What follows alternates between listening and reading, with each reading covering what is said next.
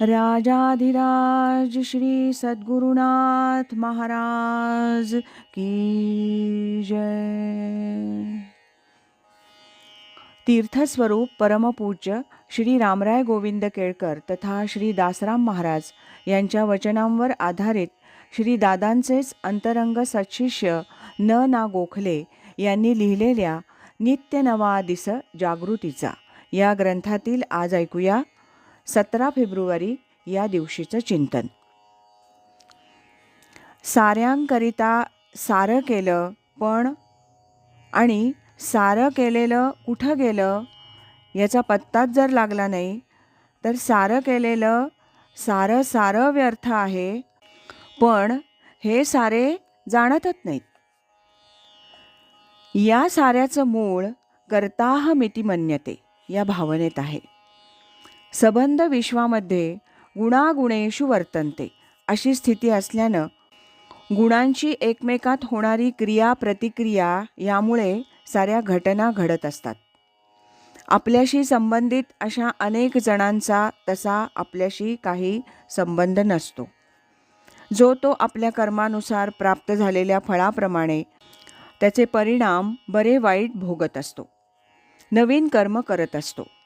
परंतु मी आणि माझं यात अडकलेल्या जीवांना मीच सगळं करतो किंवा माझ्यामुळे सगळं व्यवस्थित चाललं आहे याचा अहंकार वाटतो आणि इथेच सगळा घोटाळा आहे.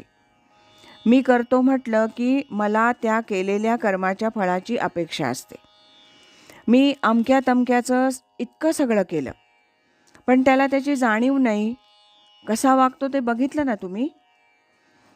असं म्हणणाऱ्या गृहस्थाला आपण काहीतरी केलं याची जाणीव आणि अभिमान असल्यानं परतफेडीची अपेक्षा असते. ती पूर्ण झाली नाही की अपेक्षाभंग होतो आणि मग दुःख होतं, हळहळ वाटायला लागते. अरे मी सगळ्यांचं सगळं केलं पण मला त्यातून काहीच मिळालं नाही, आता माझ्या वेळेला कुणी येत नाही. या दुःखानं तो क्षणभर विचलित होतो, पण मी अहंकारानं पुन्हा ते सगळं करतोच, कारण तेच त्याचं प्रारब्ध असतं. यालाच ममता, मोह, माया, आसक्ती वगैरे वगैरे म्हणतात. म्हणून अध्यात्माचा अधिकारी कोण हे सांगताना गीतेत 15व्या अध्यायात सांगितलंय, शांती करा तुम्ही ममता नसावी, अंतरी असावी भूतदया. असं तुकाराम महाराज नित्यपाठाच्या अभंगात म्हणतात. ममता सोडली की समता येते असं परमपूज्य मामांचं एक वचन आहे. म्हणून साऱ्यांचं सारं करत असताना त्यातलं सार कुठे गेलं याचा पत्ता जर लागला नाही, साऱ्यांचे श्रम व्यर्थ नव्हेत का? म्हणून जो सर्वामध्ये सारभूत आहे असा परमेश्वर त्याची उपासना करावी, म्हणजे मग केलेलं सारं सारभूत होऊन जीवनातल्या साराची प्राप्ती होते.